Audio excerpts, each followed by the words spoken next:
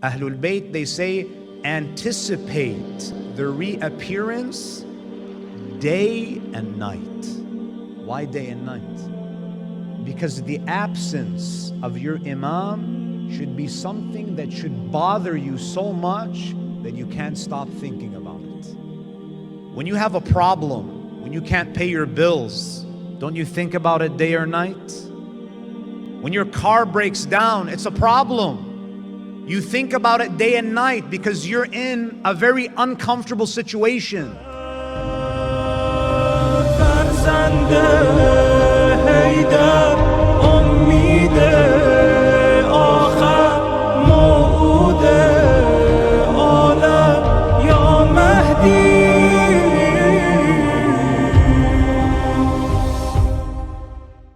We are in Ghaibat al-Kubra.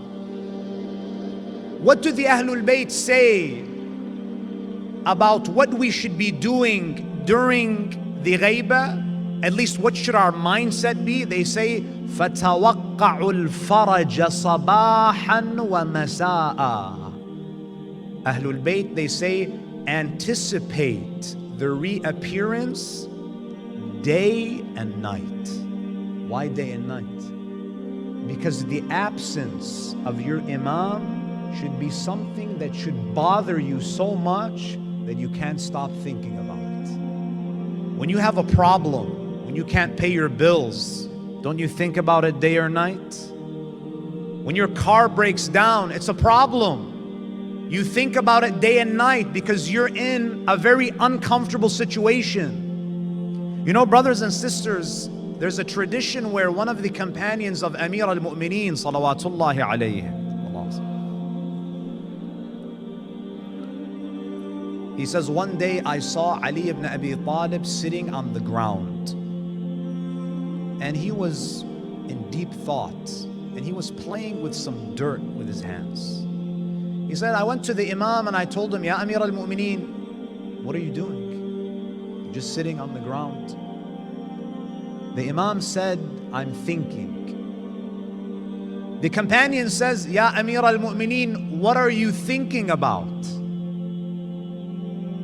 Ali ibn Abi Talib, he says, I'm thinking about my 11th son, and I'm thinking about his great occultation, his Ghaibat, and the condition of the Ummah during his Ghaibat. The absence of the 12th Imam is so significant that Ali ibn Abi Talib is thinking about it even before it happens. We are living it, and we don't even think about it. There's a tradition from Ali ibn Ja'far. Ali ibn Ja'far is the elder brother of Imam Musa al-Kadhim. We have many ahadith that have been transmitted to us from Ali ibn Ja'far.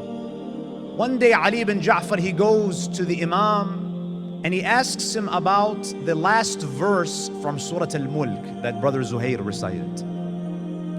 He said to him, "O Imam, what is the meaning of قُلْ أَرَأَيْتُمْ إِنْ أَصْبَحَ مَاؤُكُمْ غَوْرًا فَمَنْ يَأْتِيكُمْ بِمَاءٍ جَدِيدٍ?" The ayah where Allah addresses the disbelievers. Say to them, if Allah makes the earth swallow the water, He takes away the water from you, who is going to bring back water? Imam, he gives him the zahiri meaning, and then he gives him the batini meaning. Imam al-Kadhim, he says the esoteric meaning of this verse is إِذَا غَابَ عَنْكُمْ إِمَامُكُمْ فَمَنْ يَأْتِيكُمْ بِإِمَامٍ جَدِيدٍ. If your Imam is taken away from you, what will you do? How will you bring back the Imam? I'll conclude here, my dear brothers and sisters, with a tradition from Amir al-Mu'mineen where he describes the community of the 12th Imam, specifically the 313 that you and I and our forefathers all aspire to be. Imam Amir al-Mu'mineen, he says, "Inna ashab al-qa'im shabab." Imam, he has ansar, helpers, and then he has ashab, companions. The companions are 313. Imam Amir al-Mu'mineen, he says, the companions are 313 and they are youth. They are shabab. Because let's face it, brothers and sisters, when you get old, you start to think that, I can't do this, I can't do that, I need insurance, right? But youth, they have this fire in them. They don't see the boundaries that other people place. So the Imam says, in describing them, he says, كَأَنَّهُمْ لُيُوثٌ قَدْ خَرَجُوا مِنْ غَابَاتِهِمْ مِثْلَ زُبَرِ الْحَدِيدِ. He says, those 313, they are like lions who will come out of the jungle when the Imam reappears. لو أنهم هموا بإزالة الجبال الرواسي لأزالوها عن مواضعها. Imam says these 313, they're so determined that if they wanted to move mountains, they would be able to move mountains. What's that?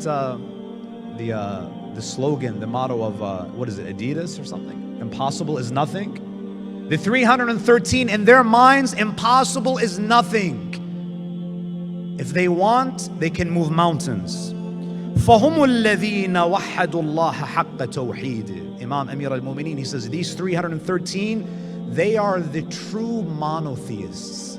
Everyone says, La ilaha illallah. But these individuals, they live La ilaha illallah. لَهُمْ بِاللَّيْلِ أَصْوَاتٌ كَأَصْوَاتِ الثَّوَاكِلِ. At night, when everybody else is sleeping, they're standing and they're whispering to Allah Azza wa Jal, and they are crying out of love for Allah in the same way a mother cries when she loses her only child.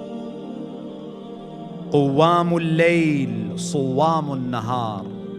They worship at night. They have a love relationship. They can't sleep the entire night.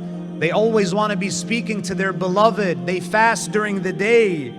ألا وإني أعرف أسماءهم وأمصارهم. Imam Amir al-Mu'mineen, he says, even though they are not born yet, I know all of their names and I know what cities they come from. In the heavens, they are well known. In the earth, they're not well known because they're not flashy people. They don't publicize their good deeds. On earth, they are unknown, but their remembrance is celebrated in the heavens.